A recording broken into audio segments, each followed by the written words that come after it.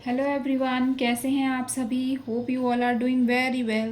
तो आज हम बायोलॉजी टीजीटी 2021 में एक्सक्रीटरी सिस्टम और एंडोक्राइन सिस्टम से पूछे गए क्वेश्चंस को डिस्कस करेंगे। एक्सक्रीटरी सिस्टम से भी एक क्वेश्चन 2021 में पूछा गया था और एंडोक्राइन सिस्टम से भी एक ही क्वेश्चन पूछा गया था। तो पहले हम एक्सक्रीटरी क्वेश्चन सिस्टम का क्वेश्चन डिस्कस कर लेते हैं, जो कि क्वेश्चन नंबर 122 था पेपर के according. Which of the following parts of the mammalian nephron is found in renal medulla. Renal medulla में नेफ्रॉन का कौन सा पार्ट पाया जाता है। तो जिसका ऑप्शन नंबर ए हमें दे रखा था ग्लोमेरुलस, ऑप्शन नंबर बी दे रखा था distal convoluted tubule, option number C proximal convoluted tubule और option number D loop of Henle. इसका करेक्ट आंसर है लूप ऑफ हैनले। अब रीनल मेड्यूला एक्चुअली होता क्या है, ये जो रीनल वर्ड है ना, रीनल वर्ड हमें जो रीनल वर्ड देख रहे हैं, ये रीनल वर्ड किडनी से एसोसिएटेड होता है। किडनी मतलब जो हमारे बॉडी में दो बीन लाइक स्ट्रक्चर्स रहते हैं ना, ऐसे इस तरह के जो स्ट्रक्चर्स होते हैं जो एक्सक्रीशन के लिए रिस्पॉन्सिबल होते हैं, एक्सक्रीटरी सिस्टम के लिए एक्सक्रीटरी सिस्टम में हमारे प्रेजेंट होते हैं, उसका एक ऑर्गन होता है एक्सक्रीटरी सिस्टम का, इसको हम किडनी बोलते हैं, है ना। ये हमारी बॉडी में एक पेयर होता है, मतलब एक राइट साइड होती है, एक लेफ्ट साइड होती है बॉडी में।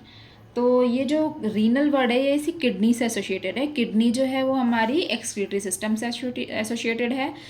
अब ये जो किडनी है हमारी, ये दो पार्ट्स में डिवाइडेड होती है। एक इसका कॉर्टेक्स रीजन होता है, जो बाहर वाला रीजन होता है, ये जो डार्क वाला पोर्शन आप देख रहे हैं इसे हम कॉर्टेक्स बोल सकते हैं, और ये जो अंदर वाला पोर्शन है ये इसका मेड्यूला होता है।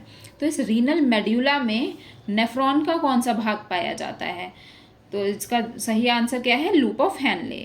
मेड्यूलरी पोर्शन में, किडनी के इस मेड्यूलरी पोर्शन में नेफ्रॉन का लूप ऑफ हैनले पाया जाता है।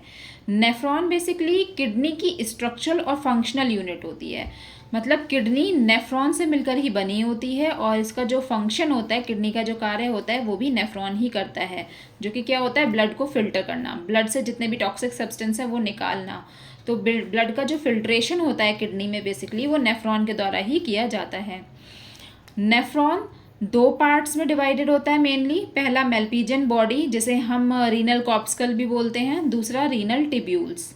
मेल्पिजियन बॉडी अगेन दो पार्ट में डिवाइडेड होता है, एक बोमेंस कैप्सूल और दूसरा ग्लोमेरुलस। ये वाला जो पोर्शन देख रहे हैं ना, ये पूरा मेल्पिजियन कॉर्पस्कल है, जिसमें कि ये जो कप लाइक स्ट्रक्चर है इसे हम बोमेंस कैप्सूल बोलते हैं, और ये जो कई सारी कैपिलरीज का जो स्ट्रक्चर है, ये जो कैपिलरीज का नेटवर्क है जो इस कप के अंदर प्रेजेंट है, इसे हम ग्लोमेरुलस बोलते हैं। ओके। अब रीनल टिब्यूल यानी नेफ्रॉन में जो टिब्यूल्स पाई जाती है। नेफ्रॉन में बेसिकली 3 टिब्यूल होती हैं, पीसीटी जिसे हम प्रॉक्सिमल कॉन्वोल्यूटेड ट्यूब्यूल बोलते हैं, डीसीटी डिस्टल कॉन्वोल्यूटेड ट्यूब्यूल, और ये एलओएच यानी कि loop of Henle. Loop of Henle again दो पार्ट्स में डिवाइड होता है, डिसेंडिंग लूप ऑफ हैनले और ascending loop of Henle. Descending मतलब नीचे आता हुआ, असेंडिंग मतलब ऊपर जाता हुआ, ऐसे ऊपर चढ़ता हुआ लूप ऑफ हैनले। अब इस स्ट्रक्चर में हम इसके सारे पार्ट्स को एक बार फिर से क्लियर कर लेते हैं। ये वाला जो पार्ट है इसे हमने बताया, इसको हम मेल्पिजियन बॉडी या रीनल कॉर्पस्कल बोलते हैं। नेफ्रॉन का स्ट्रक्चर है ये। इसका ये वाला पार्ट है इसे हम मेल्पिजियन बॉडी या रीनल कॉर्पस्कल बोलते हैं, जिसमें ये जो कप लाइक स्ट्रक्चर है इसको हम बोमेंस कैप्सूल बोलते हैं। ये कैपिलरीज का जो नेटवर्क है इसे ग्लोमेरुलस बोलते हैं। ये जो कैपिलरीज का नेटवर्क है ये एफरेंट आर्टेरियोल से मिलकर बना है। एफरेंट आर्टेरियोल वो आर्टरी है या वो आर्टेरियोल है जो किडनी में या फिर नेफ्रॉन में ब्लड को लेकर आती है। ब्लड को की जो सप्लाई होती है किडनी में, नेफ्रॉन में, वो एफरेंट आर्टेरियोल के थ्रू ही होती है। ये ब्लड को लेकर आती है, इम्प्योर ब्लड को, और यहाँ पे बहुत फिर ये जो आगे चलकर इस कप में जब आती है तो ये कई सारी कैपिलरीज में ब्रेक हो जाती है, छोटी छोटी कैपिलरीज में ब्रेक हो जाती है। अप्रॉक्सीमेटली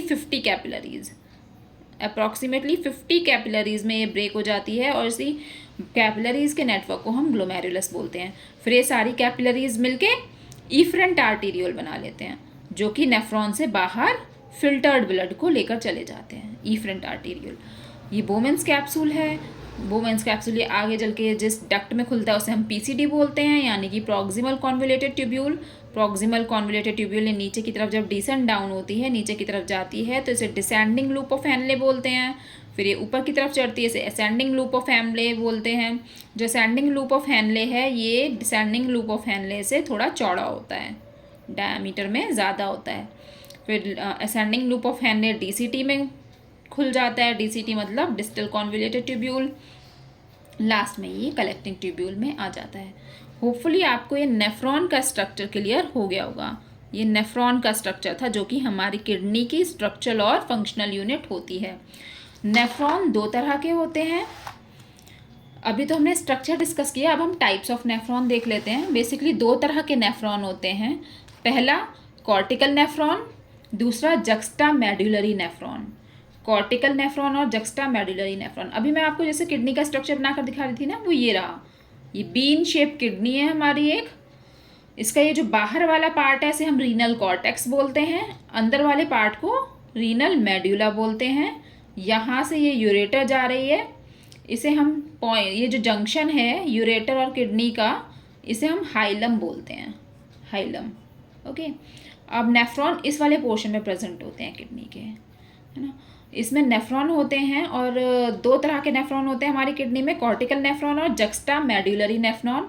इन दोनों ही नेफ्रॉन का जो अभी हमने बोमेंस कैप्सूल और जो मेल्पिजियन बॉडी है ये जो डिस्कस किया था, ये मेल्पिजियन बॉडी सभी नेफ्रॉन की, इन दोनों ही तरह के नेफ्रॉन की मेल्पिजियन बॉडी इस कॉर्टेक्स रीजन में होती है, रीनल कॉर्टेक्स में होती है। उन दोनों का जो लूप ऑफ हेनले है, LOH वाला पार्ट, वो रीनल मेडुला में आता है। रीनल मेडुला में केवल और केवल सबके सारे ही नेफ्रॉन्स के LOH यानी कि लूप ऑफ हेनलेज इस रीनल मेडुला के अंदर आते हैं। बाकी जो इसका ग्लोमेरुलस है, PCT है, DCT है, ये रीनल कॉर्टेक्स के अंदर रहता है। ओके, तो हमसे क्वेश्चन में यही पूछा गया था कि इस रीनल मेडुला में, रीनल मेडुलरी रीजन में नेफ्रॉन का कौन सा पार्ट आता है। तो रीनल मेडुला में नेफ्रॉन का कौन सा पार्ट आता है, हमने अभी जैसे डिस्कस किया, क्या बोलेंगे उसे, LOH, loop of Henle. Hopefully आपको ये क्वेश्चन क्लियर हो गया होगा।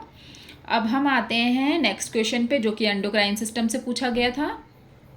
क्वेश्चन नंबर 125, ये क्वेश्चन था, of the following who coined the term hormone. Hormone term किसने दिया था, है ना। तो option number A Charles Darwin, option number B AR Wallace, option number C EH Starling, या फिर option number D August Weismann, A Weissman.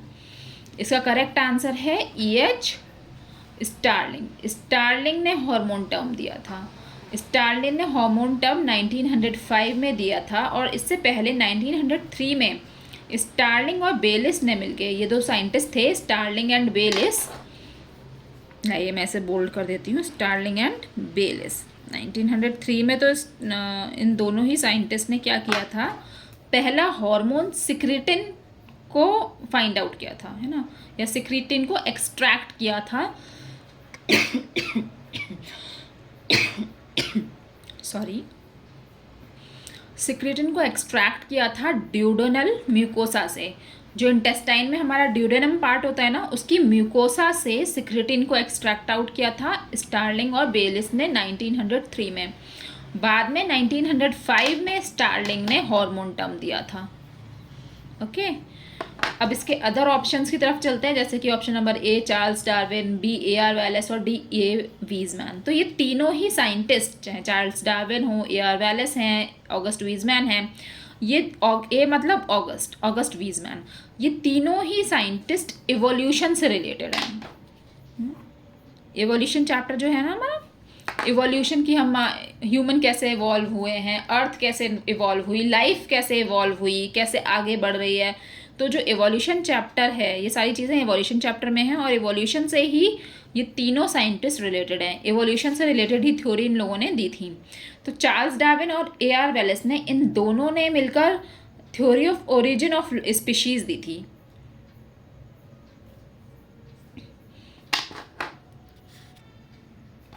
Charles Darwin और AR Wallace ने क्या दिया था, ओरिजिन ऑफ स्पीशीज़। अभी जो तीसरे साइंटिस्ट थे ऑगस्ट वीजमैन, A वीजमैन, इन्होंने जर्म प्लाज्म की थ्योरी दी थी, थ्योरी ऑफ जर्म प्लाज्म। और ये ऑगस्ट वीजमैन लेमार्क के क्रिटिसाइजर थे। लेमार्क की जो थ्योरी थी ना, organ of use and disuse वाली, उसके क्रिटिसाइजर ऑगस्ट वीजमैन थे। ओके, या फिर कंटिन्यूटी, सॉरी एक्चुअली मेरे गले में आज थोड़ा सा कुछ प्रॉब्लम लग रही है। तो हम क्या डिस्कस कर रहे थे कि ऑगस्ट वीजमैन ने थ्योरी ऑफ जर्मप्लाज्म दी थी, और ये जो हार्मोन टर्म थी ये किसने दी थी? स्टार्लिंग ने। तो क्वेश्चन का हमारा करेक्ट आंसर क्या था? स्टार्लिंग। होपफुली आपको ये दोनों ही आंसर समझ में आए होंगे। Thanks for watching.